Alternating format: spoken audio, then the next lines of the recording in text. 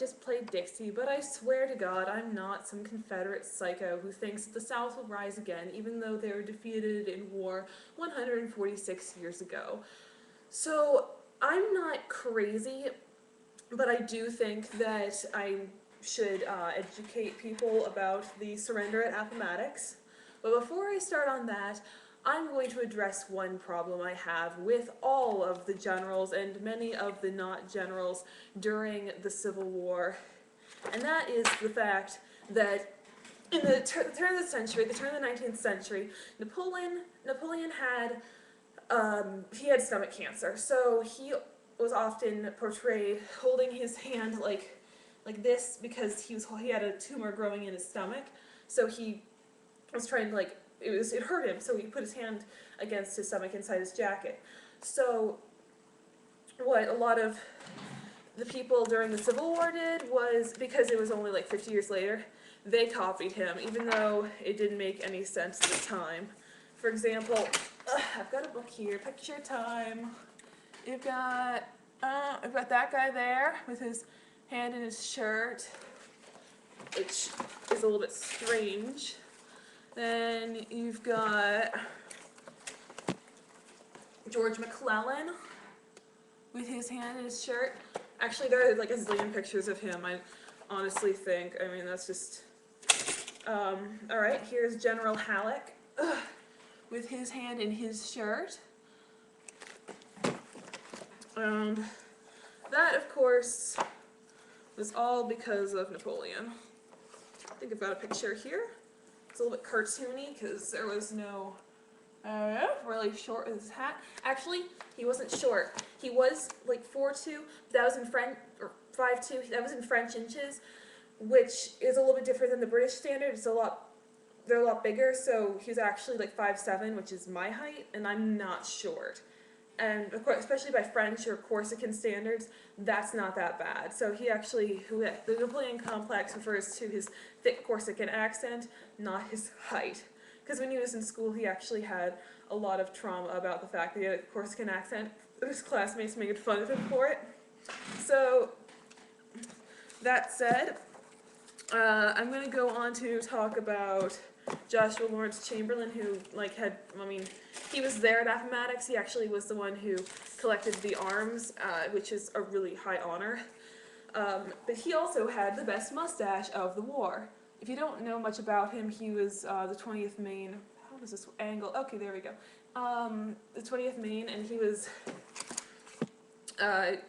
he basically saved the Union at Gettysburg because of the textbook maneuver where he ran out of ammo, and so did Alabama. So he just ordered bayonets and charged down the Round Top, and it basically saved the Union. So I'm first going to introduce the two generals who, Lee, of course, was the Southern general who surrendered at Appomattox, and he was actually considered to be the best general at the time. He was actually originally given the opportunity to lead the Union into battle, but he turned it down because his state, Virginia, left the Union, and that is in accordance to the high aristocratic view that Jefferson held dear.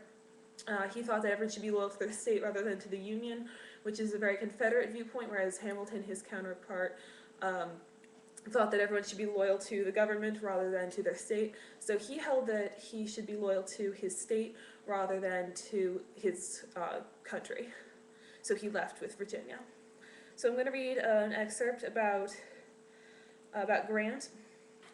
So he went to West Point. He graduated middle of his class. He was stationed out west after the Mexican-American War, and so he was stationed out there far away from his family, and he really loved his family. He was quiet and shy, so he drank an awful lot too. So this is after he got his drinking problem. Whenever I get to thinking on the subject, however, poverty begins to stare me in the face. In 1854, he did resign his commission and went back east to rejoin Julia and work a piece of land his father-in-law gave him. He called it Hardscrabble Farm, and could not make a go of it either. even when he hired 2 slaves to help with the work. He tried bill collecting, real estate, peddling firewood on the streets of Saint Louis. Nothing worked. One Christmas, he pawned his watch to buy his family Christmas presents. Finally, his job gave him a job clerking in his leather store in Illinois. His older brother was his boss. So he didn't have much success until later in life when he like of course won the war and became president. But like the first half he pulled himself up by his bootstraps, and that really says something about the kind of people who won the war. It's like a real viewpoint. Whereas on the other hand, you've got General Lee. He was from sort of minor aristocracy. His father had been a very close friend of Washington's, but he had lost a lot of his fortune with gambling and the like. So he was raised genteel, but didn't always have the same money that you would associate with the aristocratic society at the time. Nevertheless, he graduated second at West Point. He had no demerits ever. Grant had like over 400. It was a pretty stark difference. Grant was about middle of his class. Lee was second.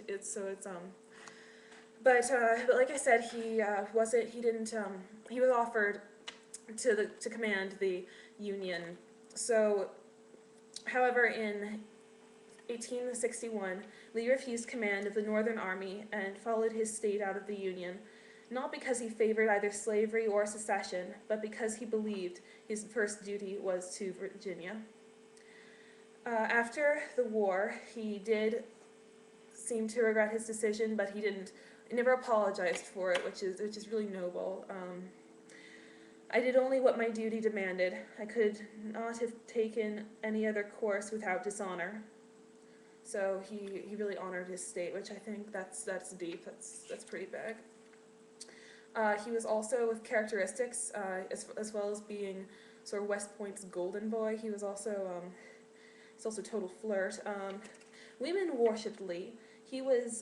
It became impossible for him to visit a barber because the clamoring for his gray locks of hair. A Union girl watching Lee ride past her Pennsylvania home towards Gettysburg in 1863 is said to have cried, "Oh, I wish he were ours."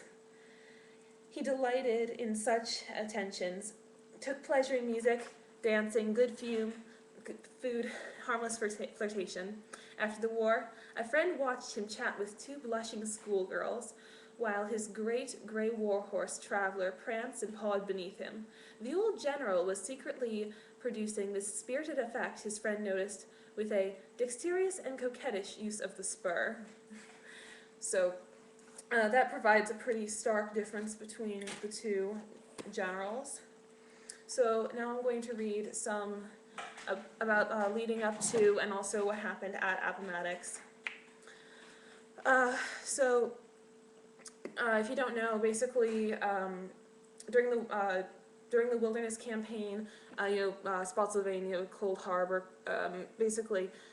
Grant drew the line out so that towards Richmond, so that his army was a lot larger. It was in the hundreds of thousands, whereas Lee was about 20,000, 30,000, and shrinking while Grant's was growing. So the line got really thin, like a man every 20 feet or so, and so it stretched all the way down to Richmond, and then they took Richmond, they took Petersburg. The line broke in 3 places. Grant followed Lee out west to try to get resupplies, cut him off, and then Lee found himself with nowhere to go. Lee couldn't go forward, he couldn't go backwards, and he couldn't go sideways. Lee knew it was over. The North had nearly 1 million men under arms, the South fewer than 100,000. "There's nothing left for me to do," he told his aides, "but go and see General Grant, and I would rather die 1,000 deaths." So beforehand, Lincoln had met with Sherman and with Grant. If you don't know Sherman, basically he He took Georgia, make Georgia howl.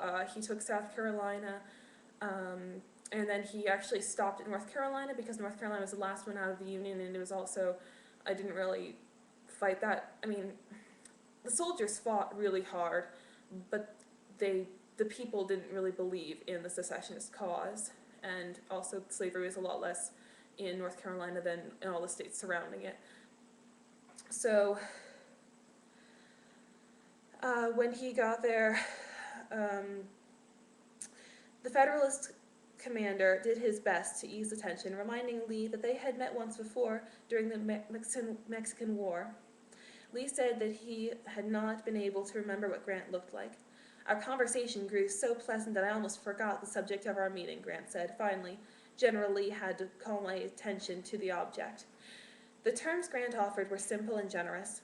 Confederate officers could keep their sidearms and personal possessions. Officers and men who claimed their own horses could keep them too. And each officer and man would be allowed to return home, not to be disturbed by the United States authorities. So it's pretty big that they offered such generous terms. And also, Lee, once he got back to his camp, he told all of the soldiers to go home. He could have just as easily said, head for the hills and begin guerrilla warfare and dragged the Civil War on for another 20 years, but he didn't, which is just as big. Grant asked how many men Lee had and if they needed food. Lee said he no longer knew the number, but he was sure they were all hungry. Grant offered 25,000 rations. So not only is he letting them live, letting them go home, but he's also helping them. They're Union civilians now, so they deserve it.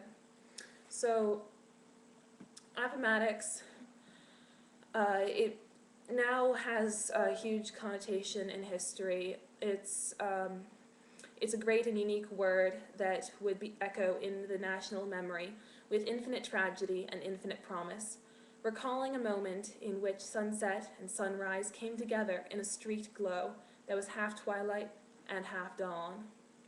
So basically it sort of marks the end, but it also marks the beginning of what we have now of people who will work hard for what they believe in, who will who have to work under their own power. So I'm going to play part of a secessionist song of people who lost the war but still believe in their cause, which it's Grant said that no one has ever fought so hard for a cause so wrong, but it's good that someone believes in a cause. As Hamilton says, those who stand for nothing fall for anything, and I think that's about as important, is to have a cause. So here's a bit of a song, which, though I don't really agree, it's jaunty. Oh, I'm a good old rebel, now that's just what I am. And for this Yankee nation, I do not give a damn. I'm glad I fought again, I only wish we'd won. I ain't asked any pardon for anything I've done.